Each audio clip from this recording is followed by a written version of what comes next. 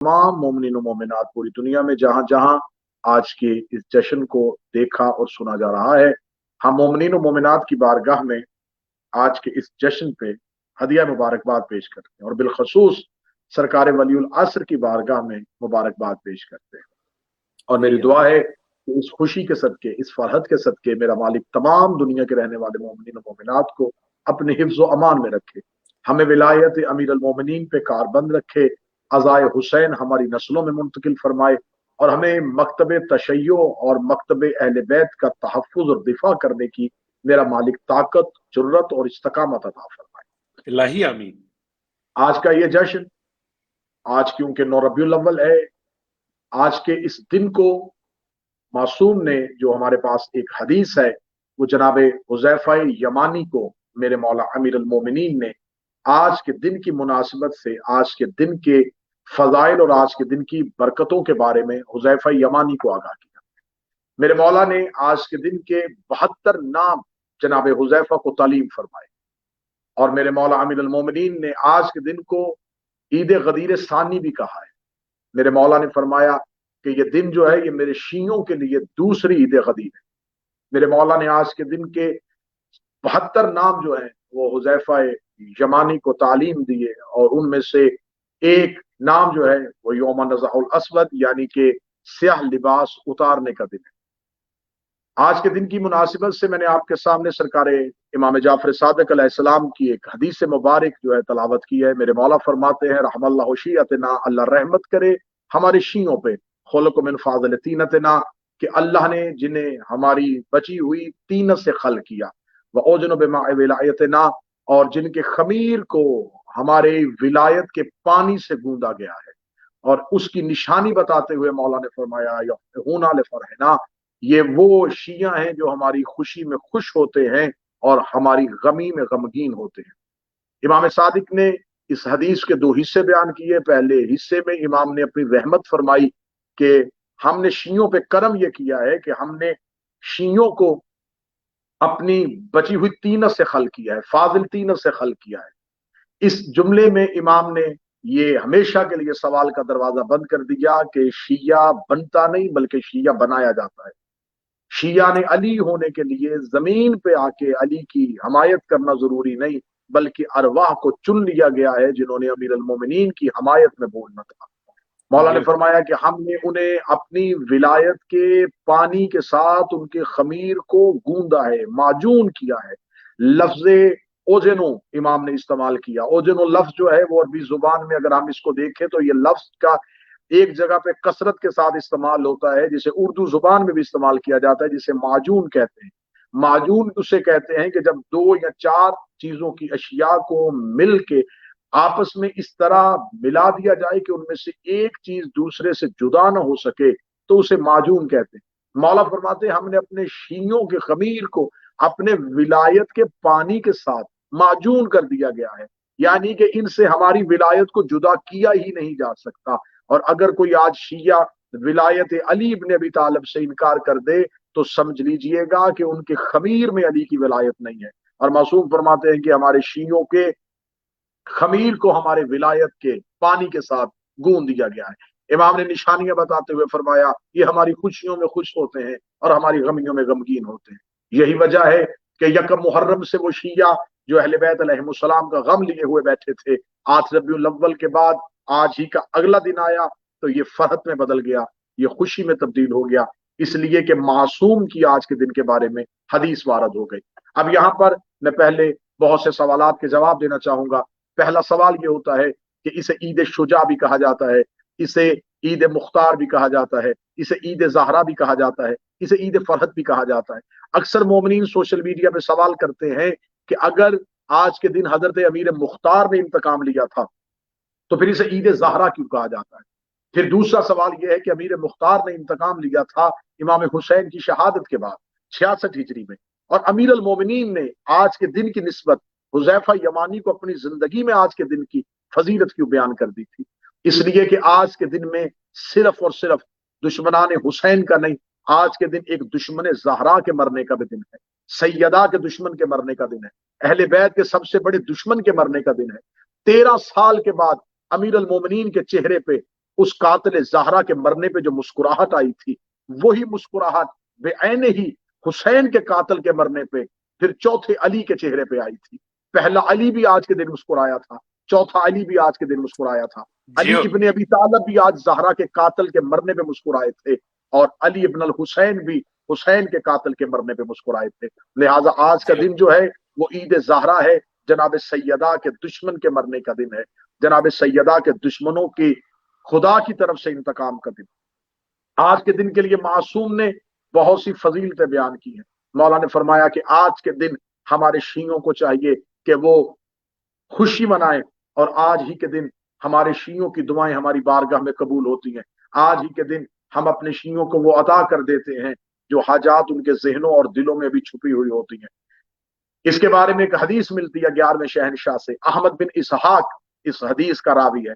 अहमद बिन इसहाक, जिसके बारे में कल की मजलिस में मैंने आपके सामने बहुत वाज़ेह हदीस बयान की थी कि मौला ने अपनी आखिरी जो वसीयतें हैं उनमें अहमद बिन इसहाक को वो वसीयत ताकीद फरमाई थी। अहमद बिन इसहाक कहता है कि इमाम हसन अस्करी अलैहिस्सलाम का जिंदगी का दौर था, 9 रबीउल अव्वल था। मैं जब मोहल्ले में पहुंचा इमाम के, तो खबर हुई कि इमाम आज बड़े खुश हैं, और इमाम ने सफेद लिबास ज़ेबतन किया हुआ है, और इमाम ने सफेद अमामा अपने सर पे सजाया हुआ था। वो कहता है कि जूही में पहुंचा तो मैंने देखा कि इमाम के दस्तरखान के आगे बहुत से खाने मौजूद थे और इमाम मुस्कुरा रहे थे। अहमद बिन इसहाक कहता है कि मैंने बैठते ही सलाम किया। सलाम करने के बाद मैंने कहा, फर्जंद रसूल, ना ही रमजान की ईद है, ना ही ईद उल अजहा है, ना ही गदीर की ईद है। मुझे आज के दिन की निस्बत नहीं पता, आप मुझे बताएं कि आप मुस्कुरा क्यों रहे हैं, आपका लिबास खुशी का क्यों है, और ये दस्तरखान खुशी का क्यों है। 11वें शहनशाह मुस्कुराए और मुस्कुरा के फरमाया, ए अहमद बिन इसहाक, अगर मैं तुम्हें आज के दिन की फजीलत बयान कर दूं तो शायद ये फजीलत इतनी बड़ी हो कि उस फजीलत का बोझ तुम उठा ना पाओ। अहमद बिन इसहाक ने इसरार किया, मौला आज के दिन की कोई एक फजीलत बयान कीजिए। इमाम ने फरमाया, आज के दिन हम आले मोहम्मद जमीन पे बड़े खुश होते हैं, हम अहले बैत जमीन पे बड़े खुश होते हैं। आज के दिन मेरे आबा अजदाद बड़े खुश होते थे, क्योंकि आज ही का दिन था जिस दिन हमारी जद्दा जनाब सैयदा के दुश्मन को उसकी इबरतनाक अंजाम तक पहुंचाया गया था। ये कह के इमाम ने अपने हाथों से खाना जो है अहमद बिन इसहाक के लिए बनाया, और फरमाया, आज के दिन मोमिनीन को घरों में बुलाकर एक दूसरे के लिए दस्तरखान का एहतमाम किया करो, क्योंकि उसकी बरकत से हम आले मोहम्मद तुम पे राजी होते हैं। तो लिहाजा जी आज का जो जी दिन जो है वो निस्बतों के एतबार से, हुर्मत के एतबार से हर तरीके से आज का दिन बहुत फजीलत का दिन है, क्योंकि पहले अली से लेके 11वें शहनशाह तक ये हदीसें मौजूद हैं कि आइमा ने आज ही के दिन को खुशी भी कहा है, फरहत भी कहा है, और सुकून भी कहा है। नाराए अब हैदरी या अली या अली या अली। क्योंकि तकैया का दौर आया, क्योंकि बहुत सा बनी उमैया और बनी अब्बास का वो दौर आया जिसमें शिया आज के दिन को बेहतर अहसन तरीके से मना नहीं सकते थे। लिहाजा शियों के तहफ़्फ़ुज़ की खातर, शियों को महफूज करने की खातर, क्या कहने अपने आका और मौला के, जिसकी नजरें क़यामत तक थी कि हमारे शिया आज के दिन को जब मनाना भी चाहेंगे तो शायद दुश्मन के दौर में वो इस दिन को बेहतर तरीके से ना मना सके। तो आज ही का वो दिन था 9 रबीउल अव्वल, जिस दिन जनाब मुख्तार ने इमाम हुसैन अलैहिस्सलाम के कातिलों के सर अपने खत के साथ मदीना रवाना किए। सैयदुल साजिदीन दस्तरखान पर तशरीफ फरमा थे। जब अमीर मुख्तार का कासिद आया, उसने चौथे इमाम को सलाम किया। सलाम करने के बाद उसने एक खत और एक गठरी इमाम के सामने रखी। इमाम ने पूछा, इस गठरी में क्या है? उसने गठरी को खोला तो उसमें कातलाने इमाम हुसैन के सर थे, और सर देने के बाद उसने अमीर मुख्तार का एक खत इमाम की बारगाह तक पहुंचाया, और अमीर मुख्तार ने जिसमें लिखा था कि मौला, मैंने अपनी तय कोशिश की और कावश की है कि आपके बाबा के कातिलों से जिस कदर हो सके इंतकाम लो। इमाम ने पूछा, ये सर किन किन के हैं? जब बताया गया, इसमें हुरमला का सर है, इसमें इब्ने नमीर का सर है, इसमें उमर इब्ने सआद का सर है, इसमें शिम्र दिल जोशन का सर है। जब इमाम ने उन कातिलों के नामों के बारे में पूछा तो सैयदुल साजिदीन ने फौरन जमीन पर सर रखा। इमाम ने एक तवील सजदा किया। तवील सजदा करने के बाद इमाम ने अपने सर मुबारक को आसमान की तरफ उठाया और उठा के इमाम ने चेहरे पे मुस्कुराहट ला के कहा कि खुदा ने मेरे वादे को पूरा कर दिया, खुदा ने मेरे वादे को पूरा कर दिया, खुदा ने वादे को पूरा कर दिया। जब 3 बार इमाम ने ये लफ्ज कहा तो फिर सामने बैठे हुए मुख्तार के कासिद ने पूछा कि मौला कौन सा वादा था। इमाम के चेहरे पे मुस्कुराहट आई। इमाम ने दुआ के हाथ बुलंद करके कहा, अल्लाह मुख्तार पे रहम फरमाए, अल्लाह मुख्तार पे रहमत फरमाए, जिसकी वजह से आज बनी हाशिम की औरतें अपने सरों पर खिजाब रखेंगी, आज बनी हाशिम के चेहरे पे मुस्कुराहट आएगी, आज बनी हाशिम के घर से चूल्हे से धुआं उठेगा, आज आले मोहम्मद खुश होंगे। और ये सब कुछ अबू अबैदा के बेटे की वजह से हुआ। मौला ने मुख्तार को दुआ दी। दुआ देने के बाद जब साइल ने पूछा कि मौला वो कौन सा वादा था जिसके बारे में आप कह रहे थे, मुख्तार ये वादा पूरा किया, तो आपने कहा कि अल्लाह ने मेरे वादे को पूरा किया। तब मौला सैयदुल साजिदीन ने फरमाया कि जब मेरे बाबा हुसैन का सर अक़दस मलऊन यजीद के दरबार में पेश किया गया तो ये मलऊन खाना खाने के लिए दस्तरखान पे बैठा था और इसने ये कह के सर हुसैन को ना देखा कि जब तक मैं नाश्ता ना कर लूं और खाना लूं उस तक मेरे सामने सर न लाना। तो मौला ने फरमाया उस लम्हे मैंने अल्लाह से ये दुआ की थी कि मेरे मालिक इसी हालत में ही मुझे हुसैन के कातिलों का सर चाहिए। अल्लाह ने वादे को पूरा कर दिया। आज मैं भी दस्तरखान पे था जब मुख्तार ने कातिलाने इमाम हुसैन के सरों को मेरी तरफ रवाना कर दिया। तो इस वजह से सैयदुल साजिदीन का मुस्कुराना, जनाब ज़हरा के दुश्मन की बरतनाक मौत, अमीर अल मोमिनीन का मुस्कुराना, 11वें शहनशाह का अपने घर में दस्तरखान बिछाना, ये तमाम अहदीस हम पर हुज्जत हो गई हैं कि आज के दिन के हम इस खुशी को मनाएं, आज के दिन को हम ईद ज़हरा के तौर पे मनाएं, आज के दिन को हम तकैया का दौर है, हम खुल के आज के दिन की तफसीलात न बयान कर सके लेकिन हम जनाब मुख्तार के इंतकाम की खुशी जरूर मनाएंगे क्योंकि कातिलाने हुसैन वो हैं जिसपे मजहब इस्लाम के किसी फिरके को कोई एतराज नहीं होता। हाँ, कातलीन ज़हरा पे लोगों को तकलीफ होती है लेकिन कातलाने हुसैन पे तकलीफ नहीं होती। तो हम कातलाने हुसैन के इबरतनाक अंजाम पर भी आज के दिन को खुशी और जश्न के तौर पर मनाते हैं। जनाब मुख्तार अबू उबैदा सक्फी का वो बेटा जिसने आज के दिन आले मोहम्मद को शादमानी बख्शी, जिसके लिए मौला ने दुआ की, लेकिन क्योंकि बनी उमैया और बनी अब्बास के दौर में तारीख बादशाहों के दरबार में बैठ के लिखी गई और मुख्तार ने जिनके आबाओ अजदाद को चुन चुन कर कत्ल किया हो, क्या आप समझते हैं कि उन्हीं की नस्लों ने मुख्तार को तारीख में अच्छे लफ्जों से लिखा हो? अब जो तारीख मुरतब की गई उसमें मुख्तार को माजल्ला काफिर तो नहीं कह सकते थे लेकिन माजल्ला सुम्मा माजल्ला मुख्तार को उन तारीखों में मुर्तिद कह दिया गया और यह कह दिया गया कि मुख्तार ने नबूवत का दावा कर दिया था, मुख्तार अल्लाह होने का दावा करता था। बाज तारीखों ने मुख्तार के बारे में और बहुत सी इल्जाम तराशी की। उन्हीं तारीखों में से अगर कुछ तारीखें, कुछ रवायात कुछ ऐसे लोगों ने नकल की जिनका शिया होने का दावा था तो उनका किताबों में आ जाना ये साहिब इतराज बन गया, जिसकी बुनियाद पर आज भी बहुत सारे मलऊन जनाब मुख्तार के बारे में जुबान खोलते हैं।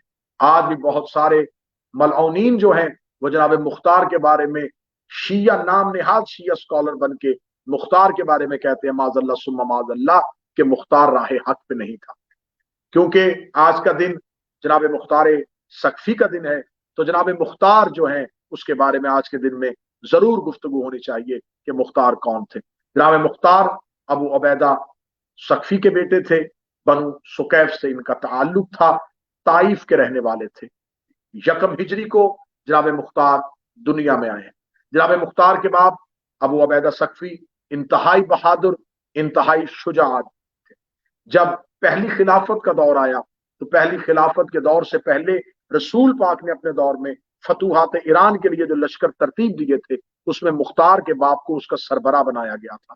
जनाब मुख्तार के बाप जो थे वो उस लश्कर के सरबराह थे, लेकिन फतूहात ईरान अभी शुरू ही हुई थी या रिसालत माब की शहादत हो गई, रसूल दुनिया से चले गए। रसूल के जाने के बाद जब तख्त पे कब्जा हो गया और खिलाफत जो है वो अहले बैत के अलावा दूसरे तबकों में चली गई, लेकिन क्योंकि ये लश्कर इस्लामी इस्लाम की फतूहात के लिए निकला हुआ था तो जनाब मुख्तार के बाप जो है वो अबू उबैदा सक्फी वो फतूहात ईरान के लिए निकले हुए थे।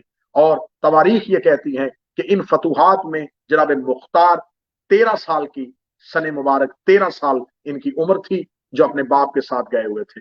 जनाब मुख्तार के बाप ने फतूहात ईरान में एक बहुत कमाल हिस्सा लिया और फतूहात ईरान में एक बहुत बड़ा किरदार जनाब मुख्तार के वालिद का है।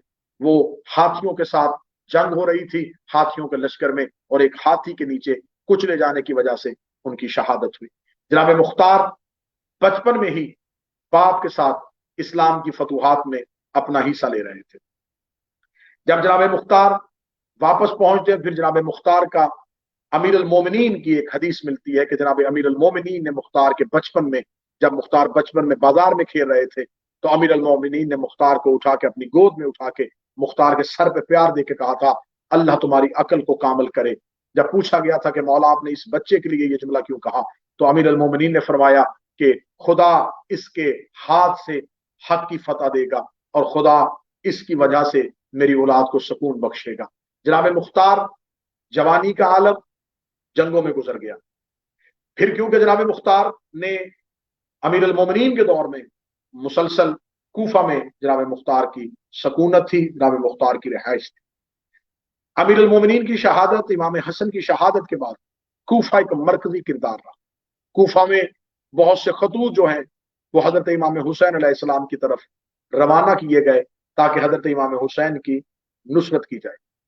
ये बहुत से खतूत लिखने वाले अफराद जो थे ये शियाने अली भी थे, और वो अफराद भी थे जो अली से मोहब्बत तो नहीं करते थे लेकिन किसी भी सूरत में यजीद की अताअत भी नहीं करना चाहते थे। उन्होंने अगर जंगों में अली इब्न अबी तालिब का साथ नहीं दिया लेकिन अब वो यजीद की खिलाफत को तस्लीम नहीं करना चाहते।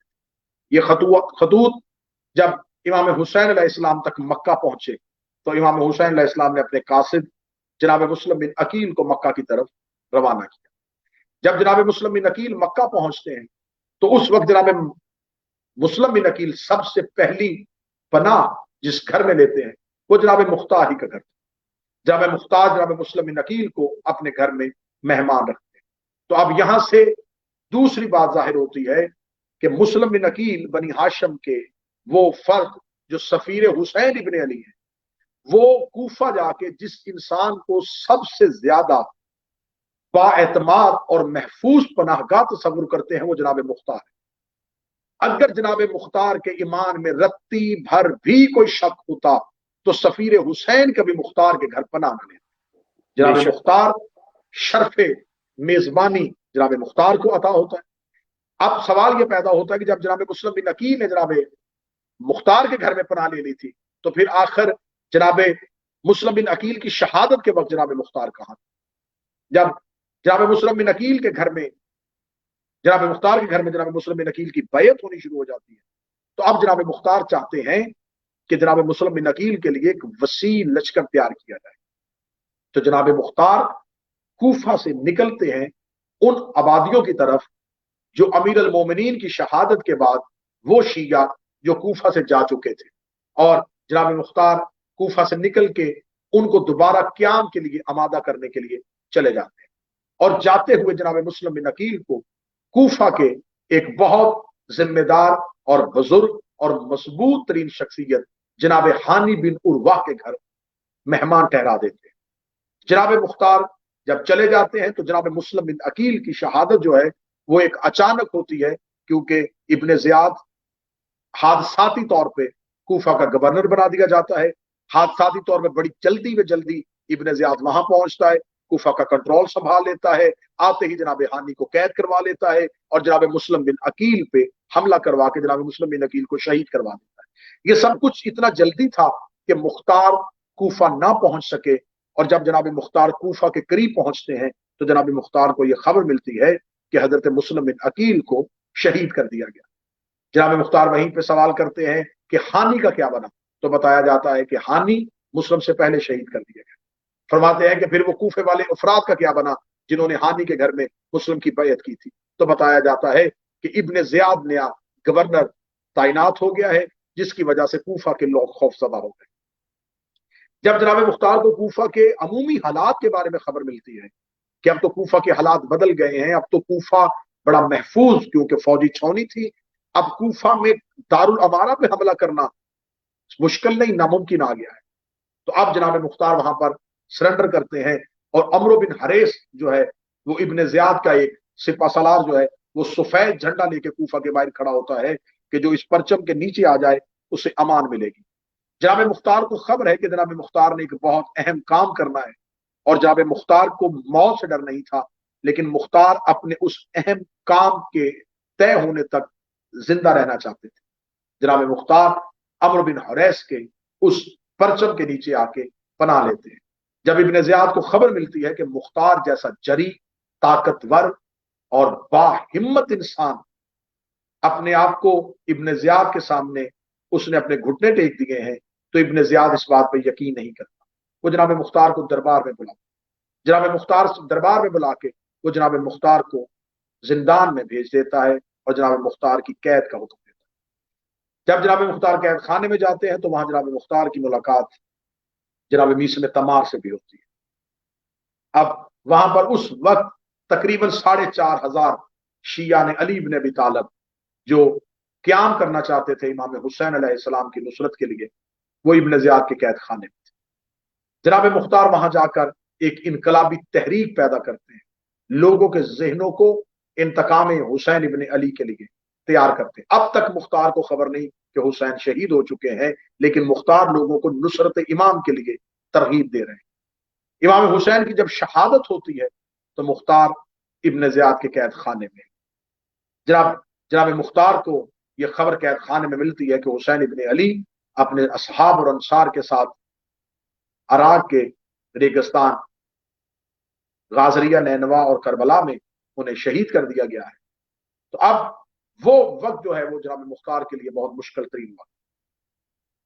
اب یہاں پر میں تفصیلات کے ساتھ اس کا ذکر کروں گا کہ ایک کردار ہمیں جناب مختار سے پہلے اور ملتا ہے، جسے سلیمان بن سرد خزائی کہتے ہیں۔ یہ 90 سال کا ایک بوڑھا ہے، یہ رسول کا صحابی ہے، امیر المومنین کا صحابی ہے۔ جنگ جمل اور جنگ صفین میں اس نے مولا علی کا ساتھ دیا۔ سلیمان بن سرد خزائی وہ شخص تھا جس نے امام حسین کو خطوط لکھنے کے لیے جو سب سے پہلا اجتماع میٹنگ اپنے گھر میں بلائی، وہ سلیمان بن سرد خزائی کا گھر۔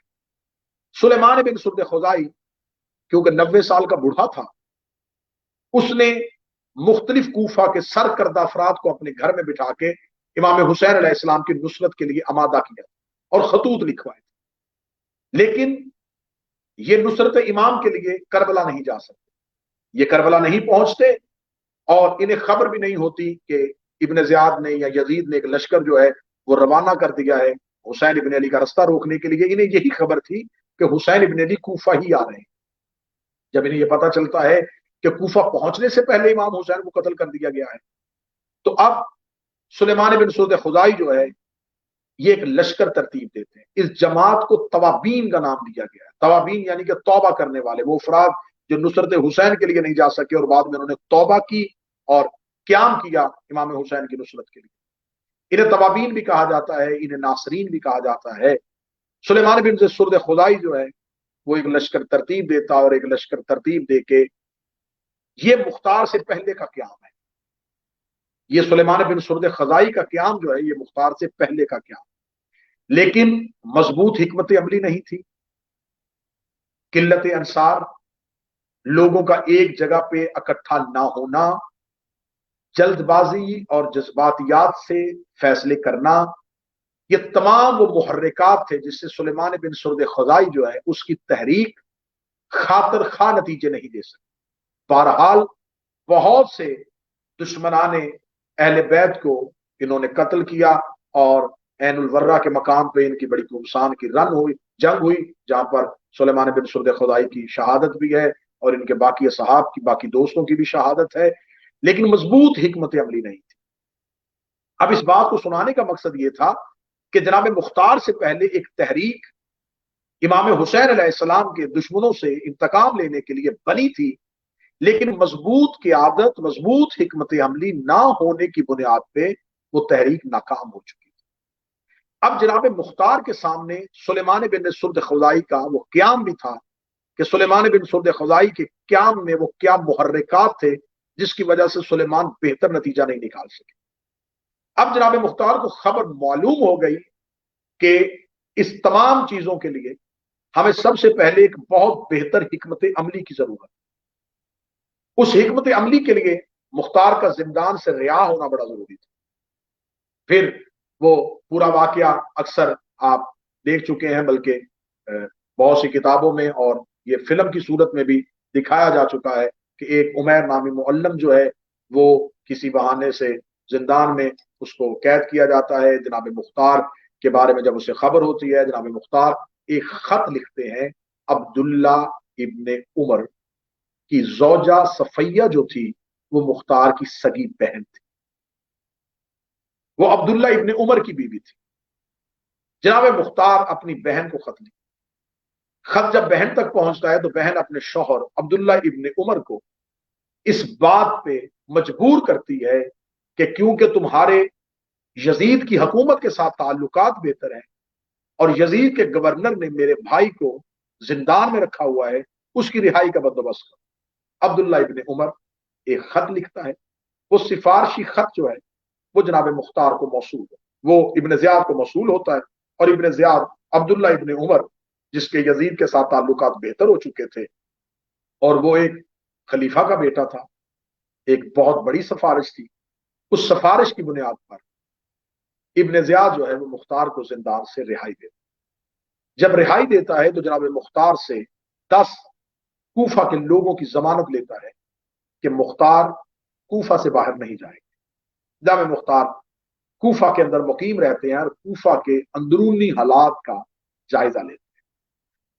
یہ تمام چیزیں میں تفصیلاً اس لیے بیان کر رہا ہوں تاکہ یہ وقت جو ہے وہ نصرت امام کا وقت ہے کہ جب کسی بھی امام کی نصرت کرنی ہو تو وہاں پر صرف جذباتی ہونا ضروری نہیں، وہاں پر عقل مندی، دانش مندی اور حکمت عملی کے ساتھ اپنے اہداف کا تعین کر کے فیصلے کرنا ضروری ہوتا. جناب مختار کوفہ کو جب اندرونی طور پہ دیکھتے ہیں تو کوفہ اندرونی طور پہ بہت کمزور ہو چکا ہے. کوفہ کے لوگ یا ابن زیاد کے خوف کی وجہ سے یا دولت کے لالچ کی وجہ سے اور خون حضرت حسین کے بعد بالکل سست ہو چکے. اب جناب مختار کے پاس ایک شخصیت تھی جو مختار کا اس قیام میں بھرپور ساتھ دے سکے. وہ شخصیت تھی ابراہیم ابن مالک اشتر.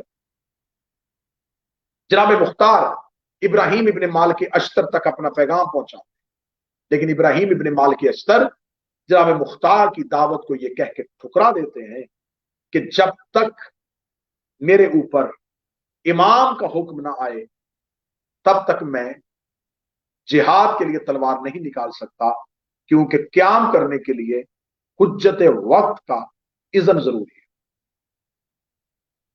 جناب ابراہیم ابن مالک اشتر اسی ایک اجازت کے لیے مدینہ پہنچتے ہیں اور وہاں پر جناب محمد حنفیہ مولا علی کے بیٹے سے ملاقات ہوتی. جناب محمد حنفیہ جو ہیں انہیں امام حسین اپنی نیابت سونپ کے مدینہ میں گئے. جناب محمد حنفیہ ایک خط جو ہے وہ ابراہیم ابن مالک اشتر کو دیتے ہیں، جس خط میں امیر المومنین ابراہیم کو مختار کا ساتھ دینے کے بارے میں تلقین کرتے. ابراہیم ابن مالک اشتر اذن امام لینے کے بعد اور محمد بن حنفیہ کے اس خط کو دکھانے کے بعد واپس پلٹتے ہیں اور واپس پلٹ کے جناب مختار کا ساتھ دینے کے لیے تیار ہوتے ہیں. جب جناب مختار کا ساتھ دینے کے لیے تیار ہوتے ہیں تو یہ سارا جو وقت ہے، اس وقت یہ دور گزر رہا ہے. اب اس کو تھوڑا سا میں اور گہرائی میں آگے لے کے جاؤں گا. امام حسین علیہ السلام کی شہادت ہوتی ہے 61 ہجری، 61 مولا امام حسین کی شہادت. 63 ہجری میں 63 یزید جو ہے وہ مدینہ میں شب خون مارتا ہے، جسے واقع ہررا کہا جاتا ہے. مدینہ میں مسجد نبوی میں گھوڑے باندھے جاتے ہیں. یہ مدینہ میں حملہ تھا عبداللہ ابن زبیر کے خلاف. عبداللہ ابن زبیر جو ہے وہ مدینہ کے لوگوں کو، کیونکہ وقت کے امام موجود نہیں ہے تو لہذا امام حسین کی غیر موجودگی، امام حسین کی شہادت کے بعد عبداللہ ابن زبیر لوگوں کو قتل حسین کے بعد انتقام خون حسین کا نعرہ بلند کر کے لوگوں سے بیعت لے لیتا. خبر یزید کو پہنچتی ہے، یزید مدینہ میں شب خون مرواتا ہے. اور اس وقت وہ یزید جس نے 61 ہجری کو حسین ابن علی کو شہید کروایا تھا، وہی 2 سال کے بعد اپنی فوج کو یہ کہہ کے بھیجتا ہے کہ خبردار علی ابن الحسین کی طرف کوئی ہاتھ نہ اٹھے، سید الساجدین کی طرف کوئی ہاتھ نہیں اٹھنا چاہیے. मौला सैयदुल साजिदीन की हिफाजत की जिम्मेदारी दे के वो भेजता है। पूरे मदीने में शब खून मारा जाता है। अब मदीने के वो अफराद जो नुसरत हुसैन के लिए नहीं निकले थे और जिन्होंने अब्दुल्ला इब्न जुबैर के हाथ में बैत कर ली थी, लिहाजा जब खबर पहुंचती है कि अब्दुल्ला इब्न जुबैर जो है वो मक्का में चला गया है और अब्दुल्ला इब्न जुबैर ने जाके खाना काबा के अंदर पनाह ले ली है, तो यजीदी फौज जो है वलीद इब्न उकबा की क़ियादत में मक्का में जाके हमला करती है और यहां तक के खाना खुदा पे आग बरसाई जाती है। खाना काबा की दीवार को, गिलाफ को जलाया जाता है और खाना काबा पर हमला किया जाता है। मेरा सवाल है मुसलमान स्कॉलर से कि आप कत्ल हुसैन के बाद खामोश हो जाते हैं, कि आपको वाकया हिर्रा नजर नहीं आता? क्या आपको नजर नहीं आता कि उस वक्त असहाब की बीवियों के साथ क्या सलूक किया गया था? उस वक्त कितनी हामिला औरतों के पेट चाक करके उनके बच्चों को कत्ल किया गया था? कितने वो बच्चे उस साल पैदा हुए जो यजीद की फौज की गुनाह की वजह से हुए थे? क्या खाना काबा पे आग नहीं बरसाई गई? क्या मस्जिद नबवी की हुर्मत को पामाल नहीं किया गया? क्या सहाबा के घरों को नहीं जलाया गया? वो जलाने वाला कौन था? वो हुक्म देने वाला कौन था? वो जिसने खाना काबा में पनाह ली वो अब्दुल्ला इब्न जुबैर कौन था? आप हमें बताएं कि वो वलीद इब्न उकबा कौन था? अब अब्दुल्ला इब्न जुबैर जब ये तहरीक पैदा करता है कि मैं खून हुसैन का बदला लेना चाहता हूं, तो क्योंकि जनाब मुख्तार के पास अफरादी कुव्वत नहीं होती, जनाब मुख्तार ये समझते हैं कि अब्दुल्ला इब्न जुबैर क्याम कर रहा है खून हुसैन के लिए। जब अब्दुल्ला इब्न जुबैर मक्का में पहुंचता है तो जनाब मुख्तार उस लश्कर में शामिल थे, लेकिन जब खबर हो जाती है कि अब्दुल्ला इब्न जुबैर का नारा सिर्फ खोखला नारा है, असल में ये खून हुसैन के इंतकाम की आड़ में अपनी हुकूमत बनाना चाहते।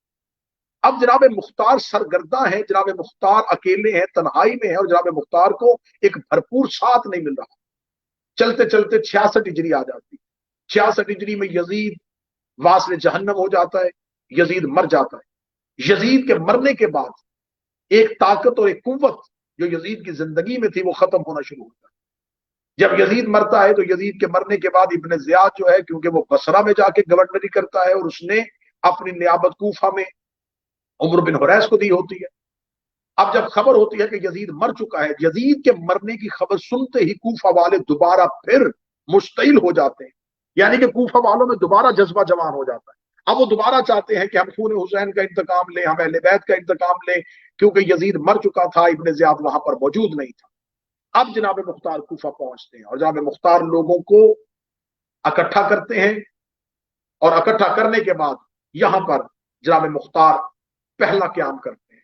जनाब मुख्तार के पास 4,500 का लश्कर पहुंच जाता है और जनाब मुख्तार जो है वो दारुल अमारा पे हमला कर देते हैं। जब दारुल अमारा पे हमला करते हैं तो जनाब मुख्तार का हमला इतना खतरनाक होता है कि कूफा के मर्द जन मुख्तार का साथ देते हैं और दारुल अमारा में इब्न जियाद का बिठाया हुआ गवर्नर जो है वो दारुल अमारा छोड़ता है और छोड़ के वहां से भाग जाता है और जनाब मुख्तार दारुल अमारा पे कब्जा कर लेते हैं। दारुल अमारा पे कब्जा करने के बाद अलम इस्लाम को बुलंद करते हैं और कूफा मुख्तार के कंट्रोल में आ जाता है। जो ही कूफा मुख्तार के कंट्रोल में आता है तो जनाब मुख्तार फिर अपने लश्कर को छोटे छोटे बला छोटे छोटे शहरों की तरफ रवाना करते हैं और ये तमाम शहर जो हैं वो जनाब मुख्तार के कब्जे में आ जाते हैं और जनाब मुख्तार का लश्कर वहां पर पहुंच जाता है। अब जनाब मुख्तार का ये तमाम काम हुकूमत साजी नहीं था। जनाब मुख्तार तख्त पे नहीं बैठना चाहते थे, खलीफा नहीं बनना चाहते थे, मुख्तार बैत नहीं करवाना चाहता था। मुख्तार का एक ही हदफ था, कातलाने हुसैन से इंतकाम।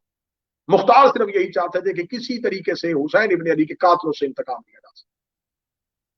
अब यहां पर जनाब मुख्तार जो है वो इब्राहिम इब्न माल की अश्तर को इब्न जियाद की फौज का सामना करने के लिए भेजते।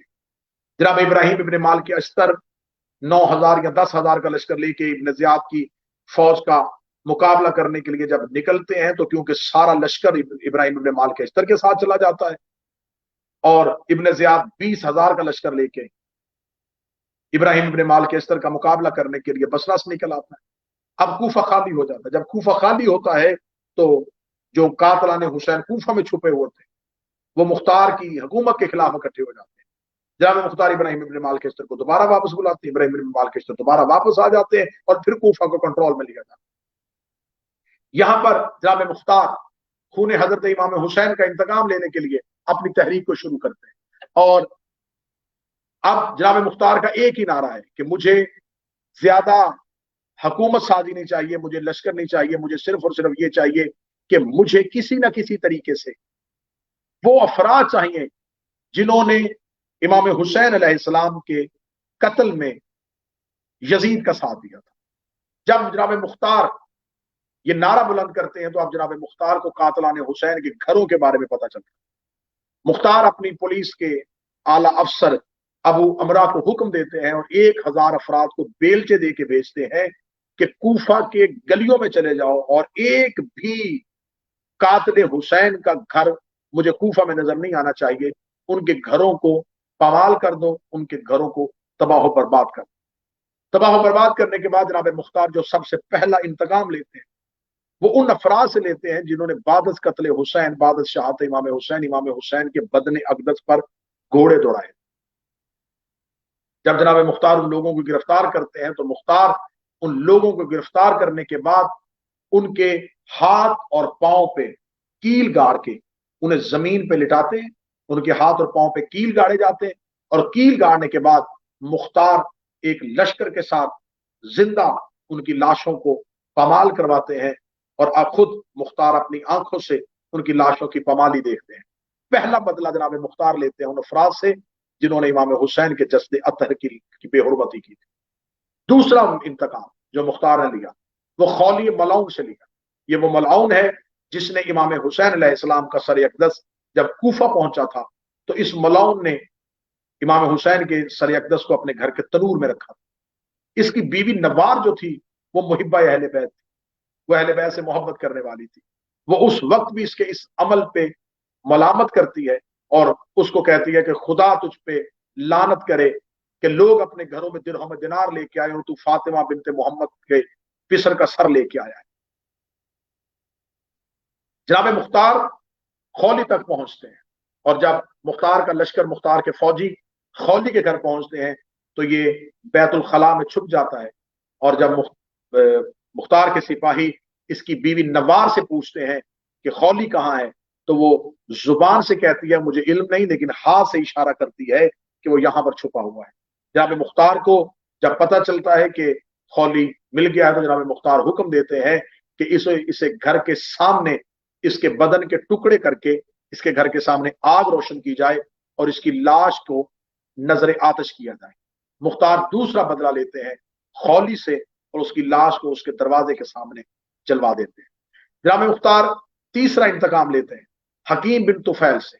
ये वो मौलाउन है जो हजरत अबुल फजल अब्बास की शहादत में जिसका हाथ था, जिस मौलाउन ने हजरत अबुल फजल अब्बास के सर मुबारक पे गुर्ज मारा था। यही वो मौलाउन है सैयदुल शोहदा इमाम हुसैन अलैहिस्सलाम को तीर मारा था। मुख्तार अब्दुल्ला इब्ने कामल को एक जमात के साथ उसकी गिरफ्तारी के लिए भेजता है। जब जनाब मुख्तार इसकी गिरफ्तारी के लिए एक जमात को भेजते हैं तो फिर इसकी बीवी अदी बिन हातम के पास चली जाती है ताकि वो मुख्तार से अपने शौहर की सिफारिश की इस्तदा करे। जब इब्ने कामल को इतला मिलती है कि अदी बिन हातम के पास इसकी बीवी सिफारिश के लिए गई है तो वो इस अंदेशे की बुनियाद पे कि कहीं इसकी सिफारिश की वजह से इसे आजाद ना करना पड़ जाए, इसे वहीं इसके दरवाजे के सामने कत्ल कर देता है और इसे जहन्नम रसीद कर दिया जाता है। जनाब मुख्तार अगला इंतकाम लेते हैं अमर बिन हजाज जुबैदी से। ये मलाउन है जिसने नहर फुरात पे जो लश्कर जिसने इमाम हुसैन की फौज और इमाम हुसैन के हाथ पर नहर फुरात के पानी को बंद किया था, उसकी सरदारी जिसने की थी वो अमर बिन अल हजाज था और ये मलऊन कूफा ही का रहने वाला था। जनाब मुख्तार को जब पता चलता है कि अमर बिन अल हजाज वो है जिसने नहर फुरात, क्योंकि जनाब मुख्तार अपने मुखबरों से खबर ले रहे होते हैं कि किस किस ने, क्योंकि जो लोग गिरफ्तार हो चुके होते हैं वो मुख्तार को बताते हैं कि कौन कौन कत्ले हुसैन के वक्त क्या क्या कर चुका था। जब जनाब मुख्तार को पता चलता है अमर बिन हजाज का, जनाब मुख्तार उसको गिरफ्तार करते हैं, उसको सहरा में दौड़ाया जाता है। इतना दौड़ाया जाता है कि वो प्यास की वजह से हलकान हो जाता है और वो अल अतश कह के चीखता है कि मुझे एक घूंट पानी पिला दिया जाए। लेकिन जब जनाब मुख्तार को पता चलता है कि वो प्यासा है तो जनाब मुख्तार कहते हैं इसे प्यास की हालत में इसको इसी हालत में कत्ल किया जाए क्योंकि इसने हुसैन इब्ने अली पे पानी को बंद किया था। अब जनाब मुख्तार का अगला इंतकाम होता है मालिक बिन नसर से। मालिक बिन नसर ये वो मलऊन है जिसने इमाम हुसैन के सर अक़दस पर तलवार का वार किया था और इमाम हुसैन के अमामा के अंदर जो टोपी होती है वो इसने दस्तार मुबारक को लूटा था।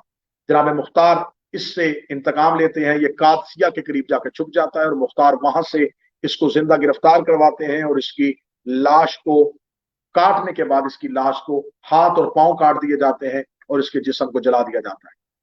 बहुत बड़ा इंतकाम जिसको मुख्तार ने अगली नशिस्त पे पूरा किया, वो शिमरे जिल जोशन मलाउन, खुदा इस पे लानत करे, लानत इस बेशुमार। मलाउन का, जिस मलाउन के नाम से पूरी तारीख इंसानियत जिससे नफरत करती है, जिसने जवानाने जन्नत का के सरदार का कत्ल किया था।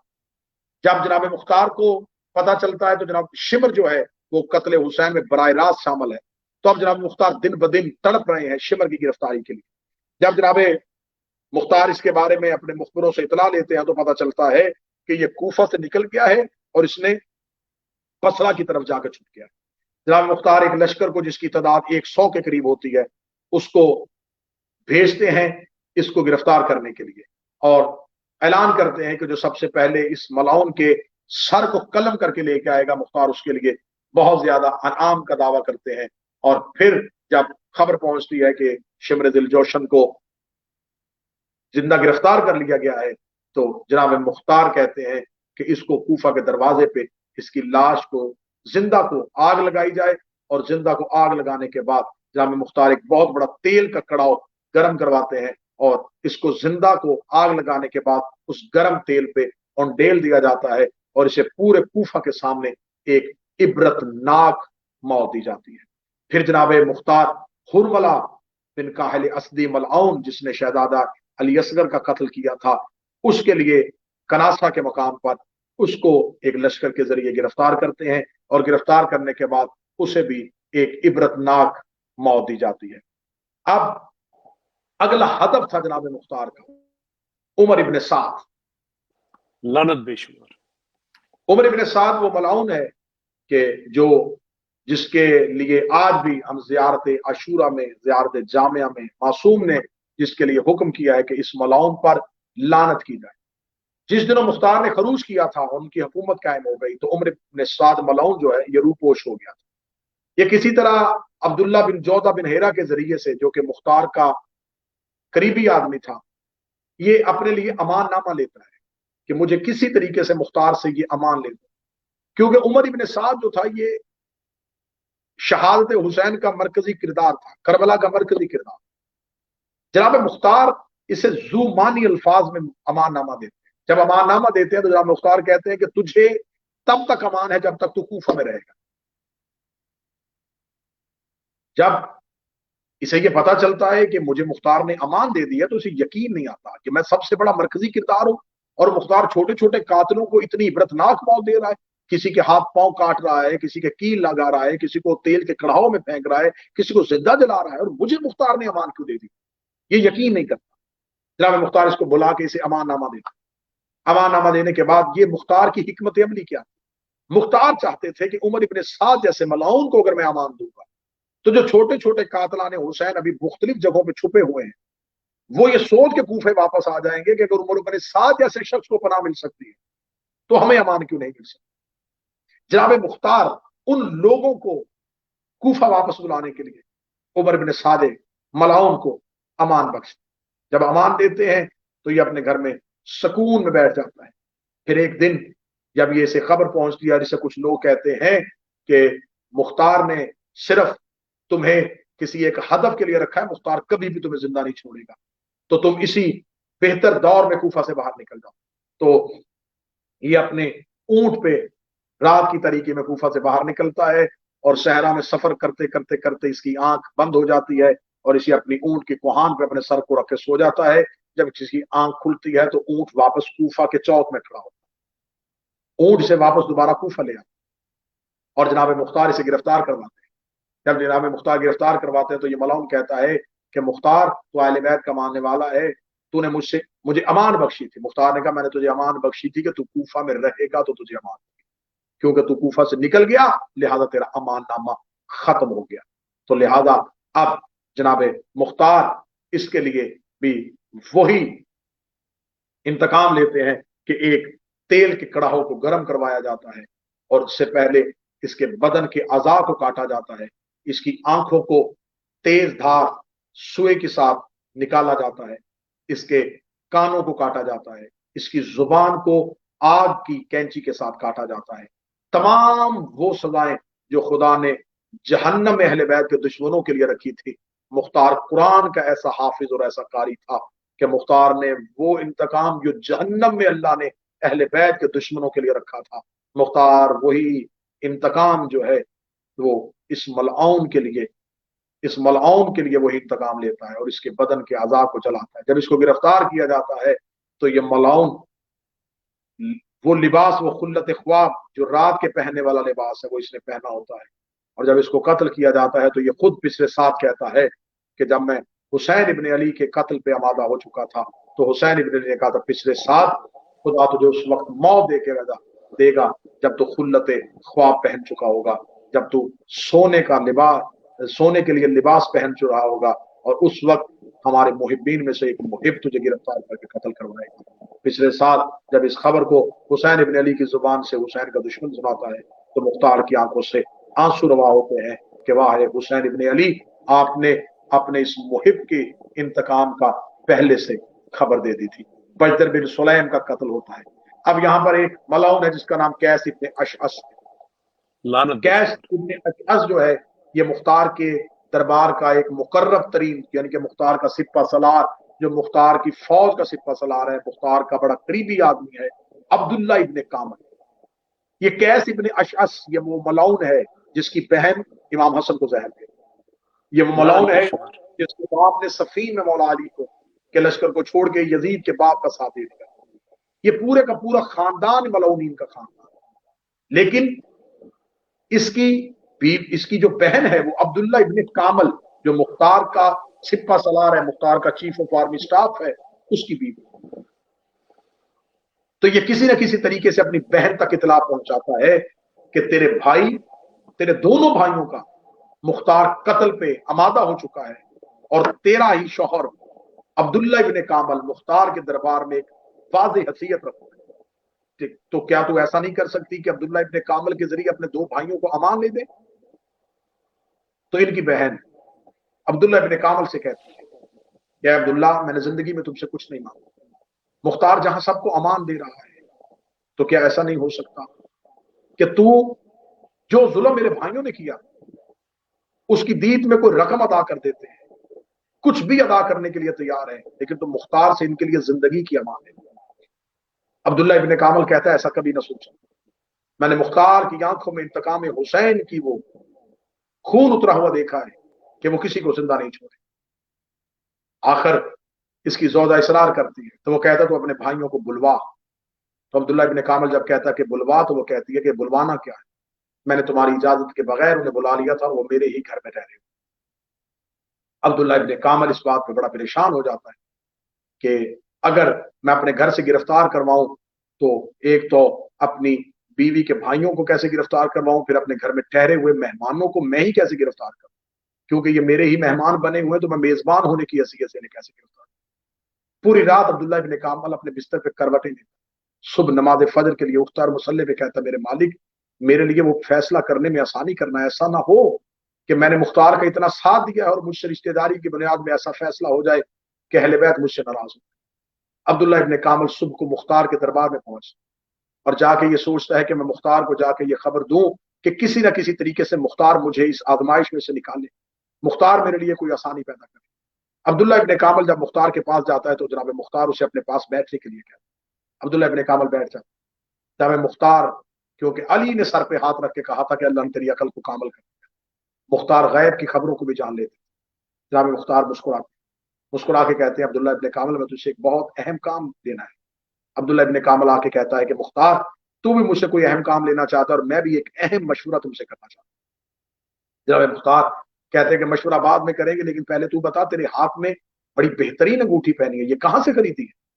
अब्दुल्ला इब्न कामल कहता है कि हाकम, अगर आपको ये अंगूठी पसंद है तो आप रख लीजिए। जनाब मुख्तार कहते हैं, अल्लाह तुझ पर रहमत करे, तू अंगूठी मुझे अनायत कर। ये अपनी अंगूठी जनाब मुख्तार को अनायत कर। जनाब मुख्तार कहते हैं कि तू जा, फलां जगह पे एक लश्कर मैंने भेजा है, उनके बारे में खबर लेके आ, और यहां दरबार से सीधा उधर जाना। जनाब मुख्तार इसे उधर रवाना करने के बाद अपने एक सिपाही को बुला और बुला के कहते हैं कि जा अब्दुल्ला इब्न कामल के घर जा और उसके घर जाके उसकी जौजा से कहें कि अब्दुल्ला इब्न कामल ने کہا ہے کہ وہ جو مہمان گھر میں چھپے ہوئے ہیں انہیں مختار نے امان دے دی ہے اور مختار چاہتا ہے کہ انہیں دربار میں بلائے. اور اگر اس کی زوجہ کہے کہ عبداللہ ابن کامل ایسا نہیں کہہ سکتے تو یہ انگوٹھی بطور نشانی کے دکھا. جناب مختار کا سپاہی عبداللہ ابن کامل کے گھر پہنچتا ہے، دستک دیتا ہے، زوجہ دروازے پہ آتی ہے اور وہ کہتا ہے کہ عبداللہ ابن کامل مختار کے پاس بیٹھے ہوئے ہیں اور وہ کہتے ہیں کہ وہ مہمان جو میرے گھر میں ہیں انہیں دربار میں بھیجو کیونکہ میں نے مختار سے ان کی امان لے لی. وہ جلدی سے دروازہ بند کر کے جا کے جس کمرے میں بھائیوں کو چھپایا ہوتا ہے وہاں جا کے کہتی ہے کہ مبارک ہو، عبداللہ ابن کامل نے وہ کام کر دیا جو میں نے اس کو کہا تھا. انہوں نے کہا ہم کبھی بھی یقین نہیں کرتے، یہ ضرور کوئی سازش ہے. وہ دوبارہ دروازے پہ جا کے کہتی ہے عبداللہ ابن کامل کو کہے کہ اس کام کے لیے اسے گھر آنا پڑے گا. سپاہی انگوٹھی دے کے کہتے ہیں عبداللہ ابن کامل نے اسی یقین دہانی کے لیے اپنی انگوشتری دی ہے. جب انگوٹھی دکھائی جاتی ہے تو وہ واپس جا کے اپنے بھائیوں کہتی ہے کہ واللہ بخدا یہ انگوٹھی عبداللہ ابن کامل ہی کی ہے، وہ ضرور مختار کے دربار میں تمہارے لیے امان لے چکا. سپاہی اسے گرفتار کر کے لے کے جاتا ہے، جو ہی دربار کے دروازے پہ جاتا ہے تو مختار جلا سے کہتا ہے ان کے سب تن سے جدا کر. جب عبداللہ ابن کامل واپس آتے ہیں تو اس کے وہ دونوں سر جو ہیں وہ مختار کے تخت کے دونوں طرف پڑے ہوتے ہیں اور جناب مختار انگوٹھی ہاتھ میں لے کے عبداللہ ابن کامل کے چہرے کی طرف دیکھ کے مسکرا رہے ہیں. عبداللہ ابن کامل آ کے مختار کی پیشانی کو چوم کے کہتا ہے با خدا تم نے میرے لیے اس امر کو آسان کر دیا جو میرے لیے انتہائی مشکل تھا. اب جناب مختار جب ان تمام ملعونین کو قتل کر دیتے ہیں تو جناب مختار چاہتے ہیں کیا میں دیکھنا چاہتا ہوں کہ میرے وقت کا امام مجھ پہ راضی ہے یا نہیں ہے. تو مختار ان تمام ملعونین کے سروں کو ایک گٹری میں باندھ کے ایک تیز رفتار گھوڑا سوار کو ایک لشکر دے کے مدینہ کی طرف روانہ ہے. وہ مدینہ پہنچتا ہے. جب وہ مدینہ پہنچتا ہے تو وہ 9 ربیع الاول کا دن، یہی دن ہے جب قاصد مدینہ پہنچتا ہے.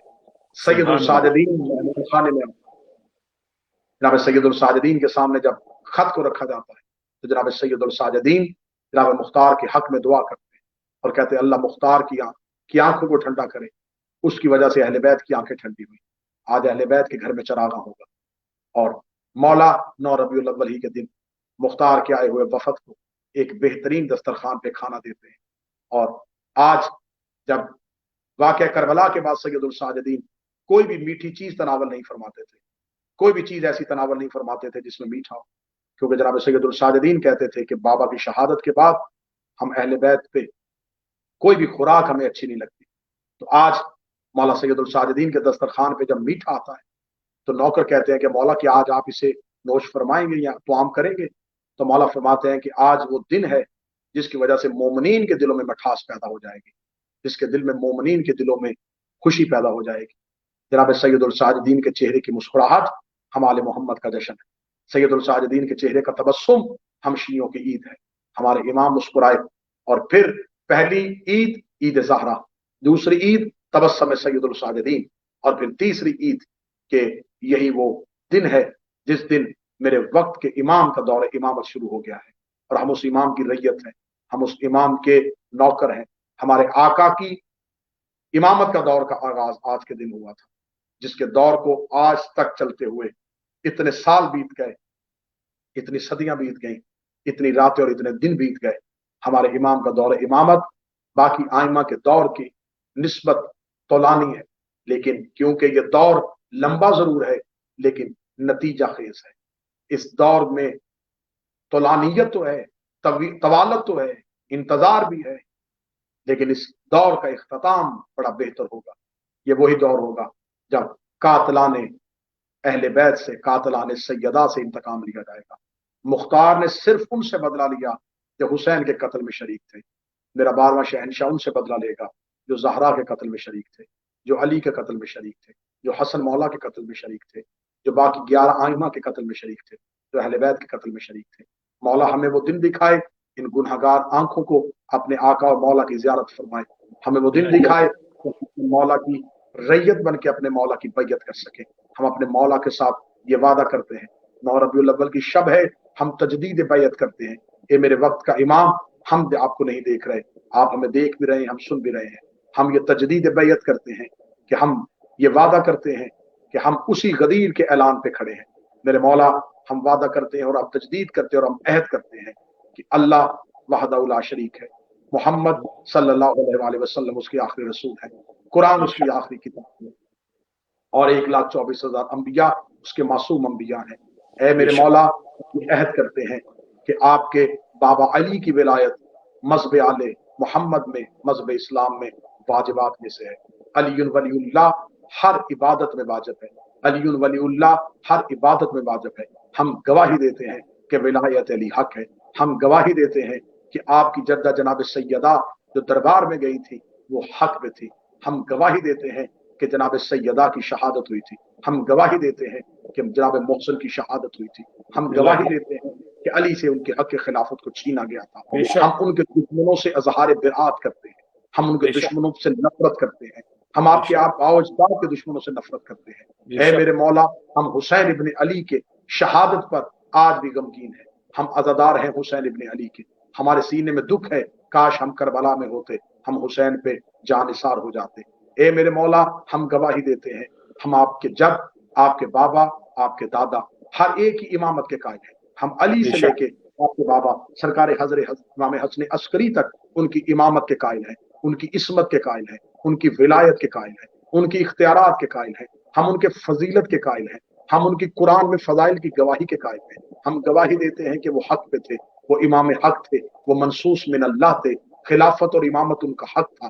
ہم گواہی دیتے ہیں کہ ان کے دشمن قابل نفرت ہیں، ہم گواہی دیتے ہیں کہ ان کے دشمن لعنت کے حقدار ہیں، ہم گواہی بے دیتے ہیں شک کہ ان تمام آئمہ کے دشمن لعنت کے مستحق تھے، ہم ان پہ بے کل شک بھی لعنت کرتے تھے، آج بھی لعنت کرتے ہیں۔ اے میرے مولا و آقا، اے میرے وقت کے امام، اے صاحب العصر والزمان، ہم گواہی دیتے ہیں ہم آپ کے منتظرین میں سے ہیں، ہم آپ کا انتظار کرنے والوں میں سے بے ہیں، شک ہم گنہگار ہیں لیکن منتظرین میں سے ہیں، ہم میرے مولا آپ کی شفاعت کے مستحق ہیں، میرے مولا ہم طلبگار ہیں کہ آپ آئیں تو ہمیں اپنے ناصرین میں شمار فرمائیں۔